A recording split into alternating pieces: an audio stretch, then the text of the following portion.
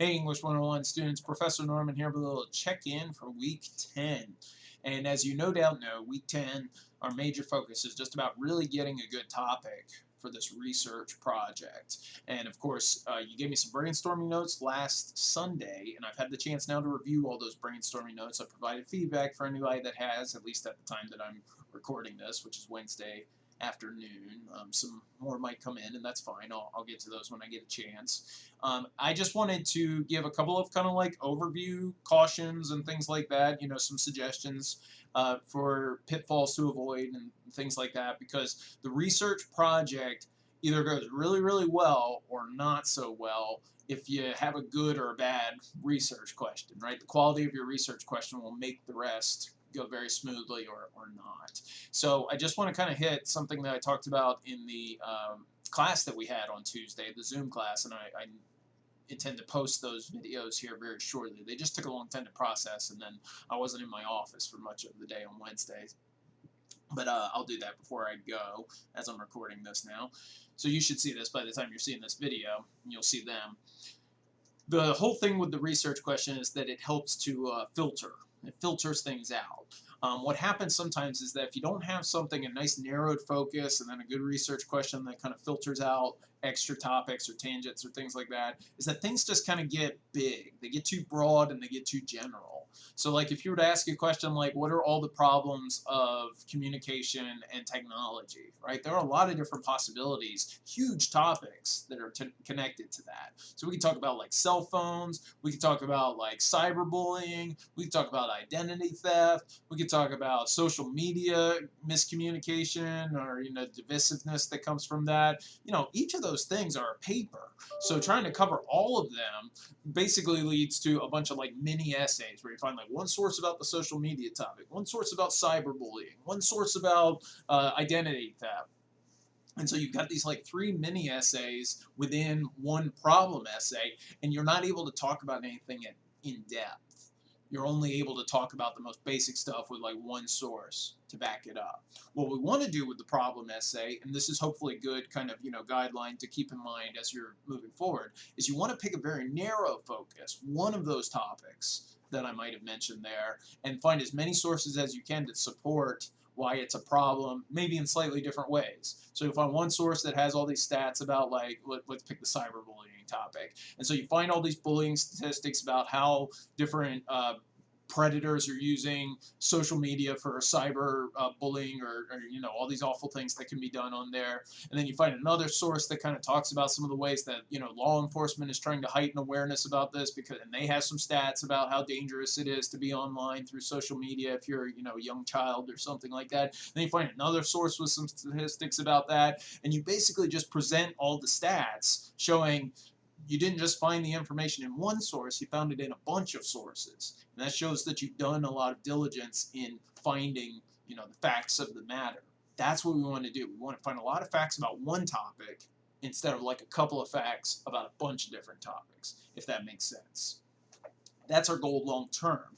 And like I said, if we do a good job with that, if we kind of lay a good foundation for explaining the problem, then we get to reuse all that information again in essay 4, where we're going to attempt to solve the problem.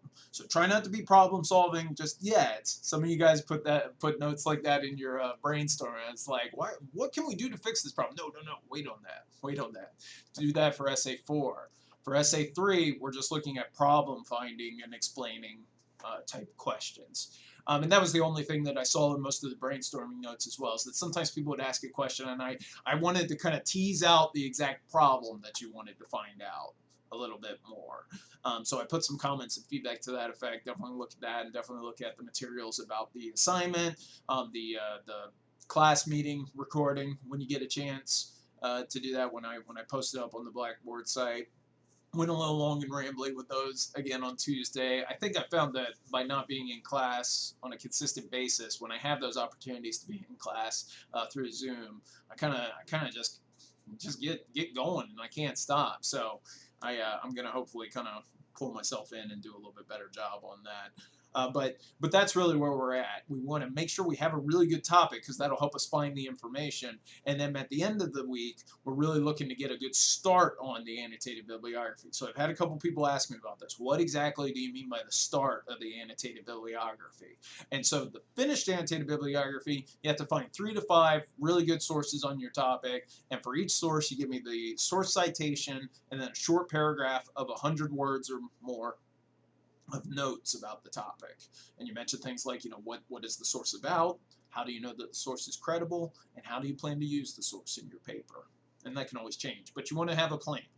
So you just mentioned that, those 3 components for every source that you plan to have in this paper, and you would have that all figured out for the full annotated bibliography. For the start of the annotated bibliography, all I want are at least 3 source citations and 1 annotation. So you give me 3 source citations, and then for one of those, you just tell me, you just go through the process of doing the annotation part for that. That does a couple of things. One, it tells me, okay, you found some sources. That's good. And you can always change your mind after the fact. You might get rid of one or something like that before the finished annotated bibliography is due next week. And then it also lets me see your annotation, because an annotated bibliography is not a hard document to write, but if you've never had to write one before, it can be kind of confusing. So I've put together a video that kind of, like diagrams all the different parts of an annotation and shows you how to write it, essentially shows you how to format it as well, because it's just kind of a funky document in terms of its formatting too. But then it also shows you how to find information through the library databases, which can be really helpful for a lot of reasons. You find the best information there. It's curated by all these librarians that really know what they're doing. The other benefit is that it's got that key little citation button where on usually it's on like the right hand side, you're able to just click this little citation button and it pops up the MLA citation for you. You can just copy and paste that, and you don't have to go into your handbook or anything to find the exact formatting for all of that. So good video to view as you're moving into the annotated bibliography. And of course, review all the other materials as you're coming up with your project. Reach out if you have any questions for me, because that's something I'd be glad to help you with. Coming up with good research questions, that's something that I actually kind of find interesting and engaging, because these topics don't have to be big and old and stodgy or anything like that. You can really pick stuff that's really interesting to you, that's really current and relevant.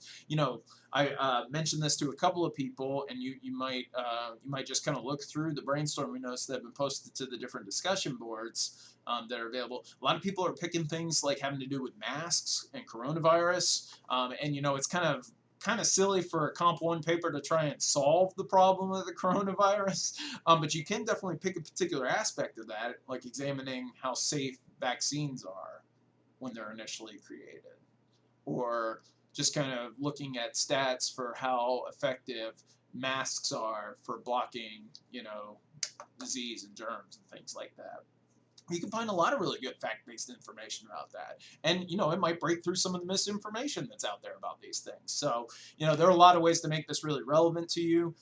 Some people are doing it based off of, things that they're going into as far as their job or as far as hobbies and interests that they have. That's great too. So if you pick something just because you're like, oh, I guess this seems like a college English, topic, and you're not really feeling jazzed about it, feel free to change it. Feel free to change it to something that's just personally important to you. And you're like, okay, but how do I turn it into a research question?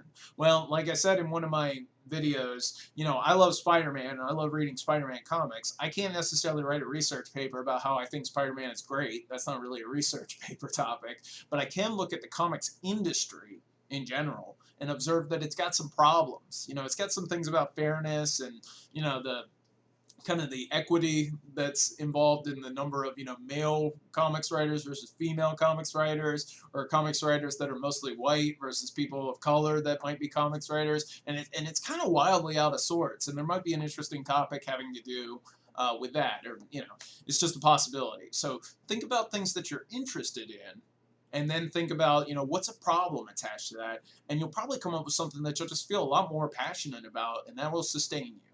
And that'll sustain you through the period where you're kind of like, man, I do not want to find another source for this. But if you find something based off something you're interested in, you're learning about something you care about. You're learning about something that might be useful for you down the line.